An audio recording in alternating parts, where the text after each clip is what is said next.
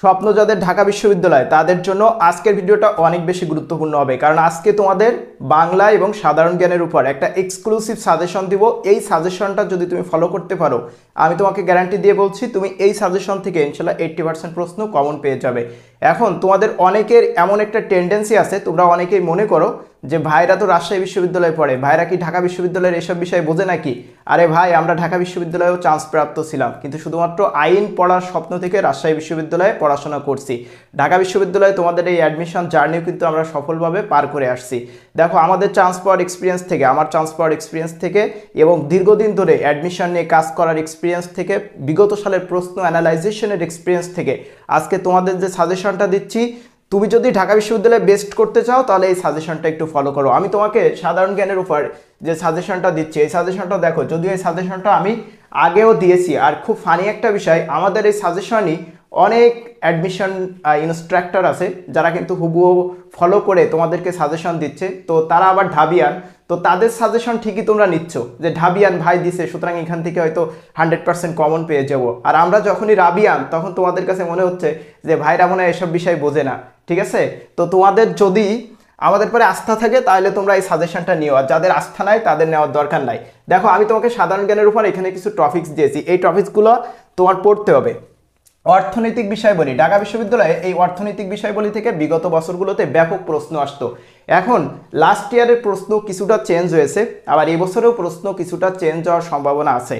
এখন এবছর যে অর্থনীতি থেকে আসবে কি আসবে না এ বিষয়ে একদম 100% বলা যায় না, কিন্তু এখান থেকে যদি আরও 2 বছর আগের অ্যাডমিশন হতো তাহলে আমি তোমাকে 100% গ্যারান্টি দিয়ে বলতে পারতাম অর্থনীতি থেকে তুমি 2 থেকে 3টা প্রশ্ন পাবে। তো এরপরে তোমাদের জন্য দেখো আমি রেখেছি হলো সংবিধান এবং এর গুরুত্বপূর্ণ অনুচ্ছেদ সমূহ, জাতিসংঘ এবং অঙ্গ সংগঠন, বাংলাদেশের ইতিহাস। বাংলাদেশের ইতিহাসের কয়েকটি পর্যায় আছে, একটা হলো প্রাচীন ইতিহাস, একটা হলো মধ্যযুগীয় ইতিহাস, একটা হলো ব্রিটিশ শাসনামল, পাকিস্তানি শাসনামল এবং মুক্তিযুদ্ধ। এই বিষয়গুলো তোমাকে পড়তে হবে। এখন দেখো, আমি তোমাকে মাত্র সময় আছে আর 20 থেকে 22 দিন, এই মুহূর্তে কেন সাজেশনটা দিচ্ছি? এই সাজেশনটা আমি আগেও দিয়েছি, আবারও রিপিট করছি এই জন্য, কারণ তোমার প্রিপারেশন এখন প্রায় শেষের পথে। তুমি ঢাকা বিশ্ববিদ্যালয়ের জন্য যা তোমার প্রস্তুতি নেওয়া দরকার আমার মনে হয় এতদিনে তুমি নিয়ে ফেলছো। তোমার প্রস্তুতির এই টপিকসগুলো থেকে যদি কোনো অংশ বাদ থেকে যায় তোমার প্রস্তুতিতে, তাহলে সেই টপিক্সটা শেষ সময়ে তোমার করণীয় হলো সেই টপিক্সের প্রতি হাইলাইট করে পড়ে নেওয়া। তো তোমার বাংলাদেশের ইতিহাস, সংবিধান, অর্থনৈতিক বিষয়বলী, 3টা বিষয়ের উপর আমি বললাম। বিশ্ব ইতিহাস, বিশ্ব ইতিহাসের পার্ট হলো প্রথম বিশ্বযুদ্ধ, দ্বিতীয় বিশ্বযুদ্ধ, উপনিবেশবাদ, আরব বসন্ত সম্পর্কে পড়তে হবে। এইখানে আরও একটা বিষয় হলো প্রাচীন যে ইতিহাস, মানে যীশু খ্রিস্টের জন্মের আগের যে সকল রাজা বাদশাহ ছিল যারা গুরুত্বপূর্ণ, তাদের সম্পর্কেও তোমরা একটু ইনফরমেশন রাখবে, কারণ ঢাকা বিশ্ববিদ্যালয়ে দেখবা লাস্ট ইয়ারে কিন্তু এই বিষয় থেকেও প্রশ্ন আসছে যে সার্ভেন্ট অফ দ্য নেইল কার নাম ছিল, এ ধরনের প্রশ্ন কিন্তু চলে আসছে। আন্তর্জাতিক সংস্থা, বিউপিতে এই একটা টপিকস থেকে FASS এই ফ্যাকাল্টিতে 6টা প্রশ্ন আসছে এই আন্তর্জাতিক সংস্থা থেকে। সো তোমার ঢাকা বিশ্ববিদ্যালয়ের জন্য কিন্তু ইম্পর্টেন্ট।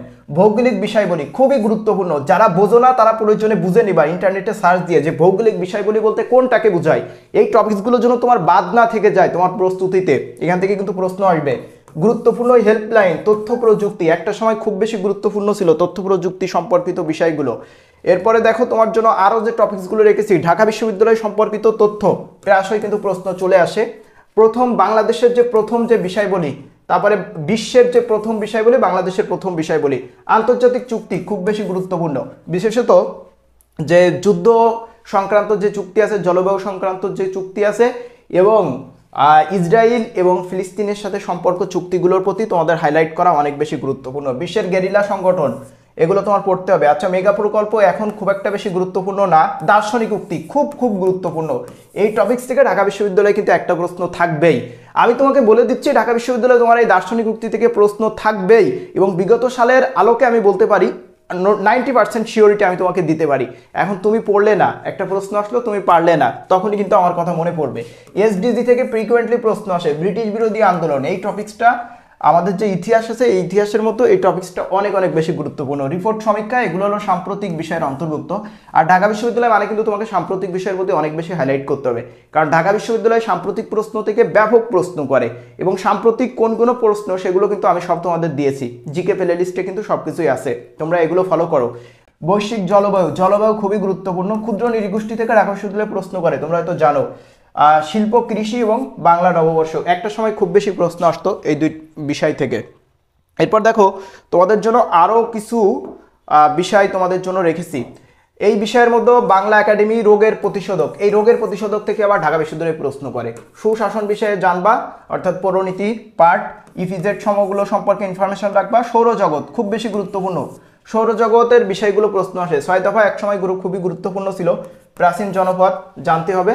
বাংলাদেশের ঐতিহাসিক স্থাপনা এবং স্থান, শুধুমাত্র বাংলাদেশে না, এটা হলো বাংলাদেশ প্লাস ইন্টারন্যাশনাল, বিশ্বের ঐতিহাসিক স্থান স্থাপনা। বাংলাদেশের জাতীয় যে বিষয়গুলি আছে, মনোগ্রাম থেকে শুরু করে জাতীয় পাখি পর্যন্ত, সঙ্গীত পর্যন্ত গুরুত্বপূর্ণ দ্বীপ আছে না।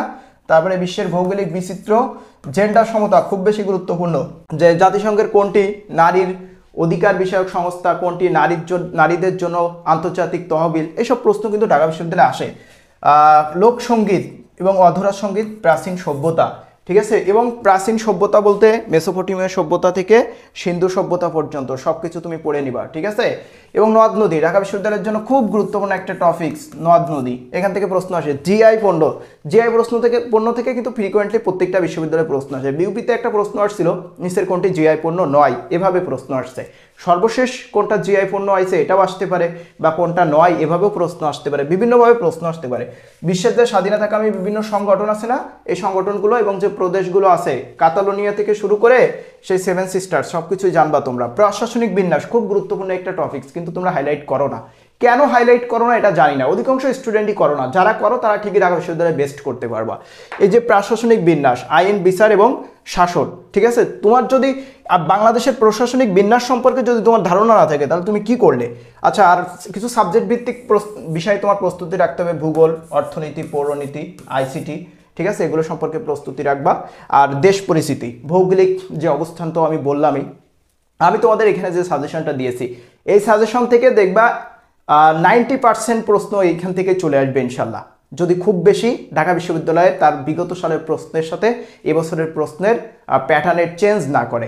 এখন আমি তোমাকে একটা কথা বলি, তোমাদের অনেকের মনে হতে পারে যে আমি অনেক পড়েছি, তারপরে এখনো অনেক পড়াশোনা আমার বাকি।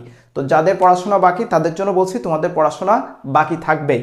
কারণ অ্যাডমিশন এমন একটা বিষয় যে এখানে তুমি 1 বছর 2 বছর একটানা পড়বা, অনেক বিষয় তুমি পড়বা, তারপরেও দেখবা যে তোমার পড়া শেষ হচ্ছে না। এখানে পড়া শেষ হওয়ার কোনো বিষয় না, কারণ এখানে বিশাল সিলেবাস, অনেক বিষয় তোমার পড়তে হয়। তারপরেও তোমরা যারা বিউপিতে পরীক্ষা দিয়েছো, তারা হয়তো একটা এক্সপিরিয়েন্স তোমরা গেইন করেছো। সেই এক্সপিরিয়েন্সটা হলো, তুমি যদি 1 মাস আগেও বিউপির জন্য প্রস্তুতি না নিতে, তারপরেও দেখতে তুমি সেম পরীক্ষাটাই দিতে বা সেম পারফরমেন্সই তুমি করতে পরীক্ষার হলে। কিন্তু বিষয়টা কিন্তু এমন না যে শেষ 1 মাসে তোমার আর কোনো পড়া লাগবে না, অবশ্যই পড়তে হবে, কিন্তু স্পেশাল কিছু বিষয় পড়তে হবে। সেই বিষয়গুলোর একটা পার্ট হলো যে বিষয়গুলো তোমার এখনো পর্যন্ত ল্যাকিংস আছে, বা যে বিষয়গুলো ইম্পর্টেন্ট বাট ওই বিষয়গুলোর প্রতি তোমার ফোকাস করা হয়নি, সেই বিষয়গুলোর প্রতি ফোকাস করবা। মডেল টেস্ট এক্সাম দিবা। আর আমরা কিন্তু ঢাকা বিশ্ববিদ্যালয়ের জন্য একটা মডেল টেস্ট এক্সাম নিচ্ছি, যেখানে 25 সেট থাকছে এমসিকিউ, 5 সেট থাকছে রিটেন, এবং ইতিমধ্যে আমি 10টা প্যারাগ্রাফ দিয়ে দিয়েছি রিটেনের। সেগুলো কেমন আছে, তুমি ডেসক্রিপশন বক্সে একটা লিঙ্ক আছে, একটা হলো পিডিএফ লিঙ্ক আর একটা হলো গুগল ফর্মের এক্সাম লিঙ্ক। আমরা তোমাদের গুগল ফর্ম প্লাস পিডিএফ দুইভাবেই পরীক্ষাটা নিচ্ছি।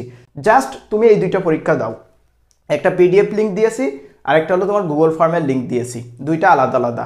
এই দুইটা পরীক্ষা দাও, পরীক্ষা দেওয়ার পরে প্রশ্নের কোয়ালিটিগুলো একটু বোঝার চেষ্টা করো। তারপরে যদি তোমার মনে হয় যে না, এখান থেকে আমি কিছু পাবো, কিছু সাপোর্ট পাবো ঢাকা বিশ্ববিদ্যালয়ের জন্য, তাহলে তুমি আমাদের কোর্সের সাথে থেকো। কোর্স ফি হলো 500 টাকা। স্ক্রিনে যে নাম্বারটা দেখতে পাচ্ছ, এই নাম্বারগুলো যোগাযোগ করার জন্য তোমাদের কন্ট্যাক্ট নাম্বার, তোমরা চাইলে আমাদের এই কোর্সের সাথে অ্যাড হতে পারো। জাস্ট আগে এক্সামটা দাও, দুইটা মডেল টেস্ট যে দিয়েছি, এই দুইটা মডেল টেস্টের এক্সাম দিয়ে তারপর তুমি ভর্তি হবে বা কোর্সের সাথে থাকবে কি থাকবে না সেটা ডিসাইড করো। এখন দেখো, তোমাদের জন্য বাংলার একটা সাজেশন দিচ্ছি। বাংলা সাজেশনে তোমার ঢাকা বিশ্ববিদ্যালয়ের জন্য কয়েকটা বিষয় খুব বেশি গুরুত্বপূর্ণ। তার ভিতরে একটা হচ্ছে নত্যবিধান, সত্যবিধান। বাংলা প্রথম পত্র তোমার জন্য গুরুত্বপূর্ণ। প্রথম পত্রের ভিতরে আছে গল্প, উপন্যাস, নাটক, কবিতা, প্রবন্ধ, সবকিছুই লেখক পরিস্থিতি পড়বা। বাংলা ব্যাকরণ অংশের থেকে তুমি পড়বা যে সংযুক্ত ব্যঞ্জন বর্ণ, ধ্বনি পরিবর্তন, সন্ধি বিচ্ছেদ, এগুলো কিন্তু specialised for Dhaka University. Bangla বানান, এরপর আছে বাংলা শব্দ এবং শ্রেণীবিন্যাস, এগুলো পড়বা। স্ত্রীবাচক শব্দ, লিঙ্গ পড়বা। আবিধানিক শব্দক্রম, বচন, উপসর্গ, সমাস, পদ প্রকরণ, এই বিষয়গুলো সম্পর্কে তোমার জানতে হবে, পড়তে হবে। দেখো তোমার এখানে অনেকগুলো টপিক্সই আমি দিয়েছি। প্রকৃতি প্রত্যয় থেকেও ঢাকা বিশ্ববিদ্যালয়ের প্রশ্ন আসে, কারক বিভক্তি থেকেও আসে, বাক্য প্রকরণ, বাক্য রূপান্তর, শব্দের শ্রেণী বিভাগ, প্রয়োগ অপপ্রয়োগ, উচ্চারণ, ঠিক আছে। বিরোচন অংশ থেকে তোমাকে কি কি পড়তে হবে? বিরোচন অংশে সব কিছু পড়তে হবে, প্রবাদ প্রবচন, বিপরীত শব্দ, প্রায় সমুচ্চারিত ভিন্নার্থক শব্দ, সমার্থক শব্দ, বাক্য সংকোচ, এক কথায় প্রকার যেটাকে বলে, পারিভাষিক শব্দ। খুবই গুরুত্বপূর্ণ একটা হলো পারিভাষিক শব্দ। পারিভাষিক শব্দ থেকে ঢাকা বিশ্ববিদ্যালয় কিন্তু ফ্রিকোয়েন্টলি প্রশ্ন করে। সো এই বিষয়গুলো তোমার হাইলাইট করতে হবে। এখন মনে হতে পারে যে আমি তো সব কিছু বাংলা বলে দিয়েছি, না এখনও অনেক কিছুই আছে। কিন্তু অ্যাডমিশনে তো এমন হয় না কখনোই যে আমি তোমাকে 10টা টপিক সিলেক্ট করে দেবো, এখান থেকে তুমি 15টা প্রশ্ন পেয়ে যাবে। এটা কখনোই কোনোভাবেই সম্ভব হয় না। সো অ্যাডমিশনের জন্য সবসময় তোমার একটা বড় পরিসরের প্রস্তুতি নিতে হয়, এবং সেই প্রস্তুতিটা যদি নিতে পারো তাহলেই তুমি অ্যাডমিশনে বেস্ট করতে পারবে। আর আমাদের পেইড যে ব্যাচগুলো আছে তার সব কিছু ডেসক্রিপশন বক্সে দেওয়া আছে, জাহাঙ্গীরনগর, রাজশাহী বিশ্ববিদ্যালয়, ঢাকা বিশ্ববিদ্যালয়ের জন্য। তোমরা তোমাদের যদি মন চায় তাহলে তোমরা সেগুলো চেক করে যার যেটা দরকার সেটার সাথে তোমরা অ্যাড হয়ে নিতে পারো। তো আজকে ভিডিওটা এই পর্যন্তই। আশা করি এই ভিডিওটা তোমাদের জন্য অনেক অনেক সাপোর্টিভ হয়েছে এবং সাপোর্টিভ হবে ইনশাল্লাহ তোমাদের অ্যাডমিশনে। আমাদের সাথে থাকো, ইনশাল্লাহ তোমাদের জন্য বেস্ট সাপোর্ট আমরা সবসময় প্রোভাইড করে যাব।